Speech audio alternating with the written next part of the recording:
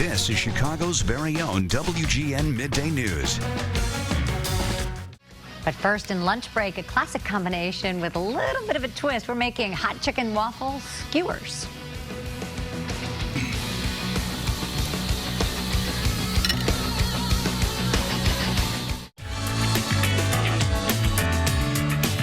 In today's lunch break, we're making some Nashville hot chicken and waffles, but we're doing it in skewer form. Joe Fontana is owner of Fry the Coop, and beep, we're ready. Our waffle is finished. We've been cooking it in the break because we just really want to start eating, right? Absolutely.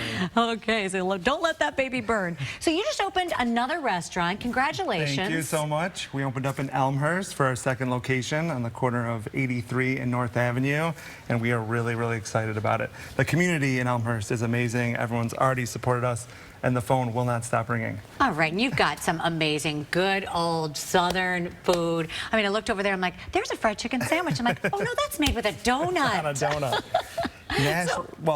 So chicken and waffles first is like the Southern dish that's like a staple down in the South. But a lot of people up north have never had it before.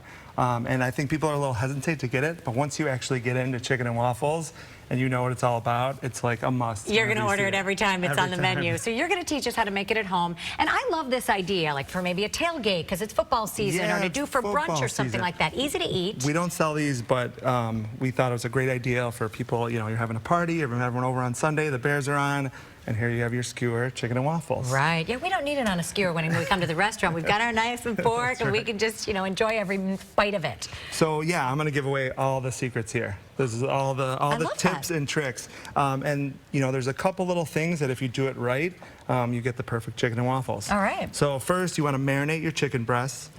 You can use any kind of, you can even just use salt and pepper. You can do a brine, or you can do a dry brine, and then buttermilk and flour is the way to go. Looks like you put some kind of spice on that, though. We do. So we use a dry brine, and that's like our cayenne base, paprika, and we use that to kind of cure it and also keep it tender.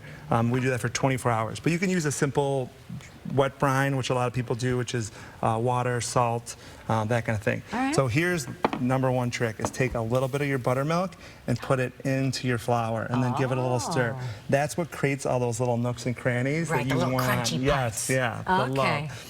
So then the second trick in this is as you're dredging your chicken, you want to give it a nice little press.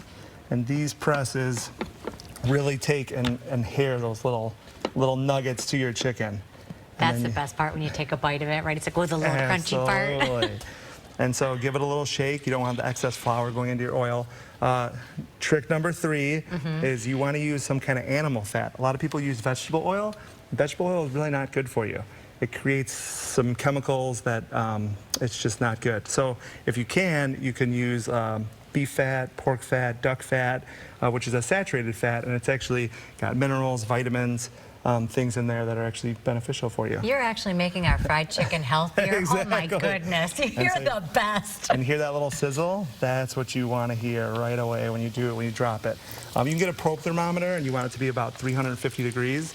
Another thing that people do is they just drop a ton of chicken into their oil, and it drops the temperature. So you get kind of like a greasy, you know, if you ever have greasy chicken, it was because they dropped the temperature. So if you put too much in, you're going to kind of ruin it. Oh, these are great tips. Yeah, so you just want to put, you know, you could do it in batches. And then here's the best part. You want to fry chicken twice. Great chicken is always fried twice. So we blanch this. We blanch it at 290 degrees. You can do it at 350 too. And then this way, it's kind of cool because you can blanch ahead of time. And then when your friends, family come over, you can drop it in again for just a few more minutes. And what it does the first time is it seals in all those juices and cooks it all the way, but then the second time actually gives it that extra crispiness that you want out of fried chicken. Oh, nice. Are you turning this over in here, or you're just leaving it like that? For here, yeah, we can just leave it in here. Okay. For a pan sear, you would want to turn it over, especially if you don't fill up the oil or fat all the way. Right. But if you have a big pot, you can just drop it in there and kind of turn it around. And usually it's about 5 minutes, take it out, and then the second time you would do it. If you're doing bone-in chicken, you would do it for a lot longer.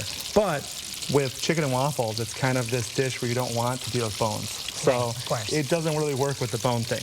So here is our already blanched chicken, and we will drop this in here like that and fry that up real quick. And I'm going to cheat a little bit. I'm just going to heat it up for us for like a few seconds. So in Nashville hot chicken is like this elevated level of fried chicken. Like everybody already loves fried chicken, but then it's like this extra layer of flavor. And so what we do is we use our beef fat and we season it. And then that kind of becomes like a little pasty. It's not really a sauce. Right. It's more of like a binder for putting the rubs on here. Oh my So we goodness. can take out And then you our put that in there? fried chicken. Yep. And as soon as it comes out of the fryer, it gets dipped into our veg. You see how the chicken turns like a little reddish color? Oh, yeah. And this is the Nashville difference. This is really what makes it special Nashville hot chicken. Right there. Oh, that looks good. And we've got the entire recipe because it's like you've got to recreate this. You can't just do plain chicken and waffles. can't just You've do got plain to chicken do and waffles. your chicken and waffles. And then you just cut them up and put them on the skewers, which is That's so right. much fun. I think it's just a wonderful idea. I really do. It's perfect. And it's easy. Everyone wants like canned food, you know, especially when you're at the party. You just grab something and you're watching the game. You can chew on it. Right. Well, keep watching that chicken so we don't burn that baby, because I know there's a lot of hungry people. You've been cooking for the last 2 hours. It smells so good in here. Fry the Coop has 2 Chicago locations, one in Elmhurst. That's the new one. The other in Oak Lawn. You can learn more at frythecoop.com. We're going to post the recipe that we made today. Oh, as you drizzle all the syrup, the maple syrup on top of those babies. WGNTV.com/midday for your mouth-watering recipe.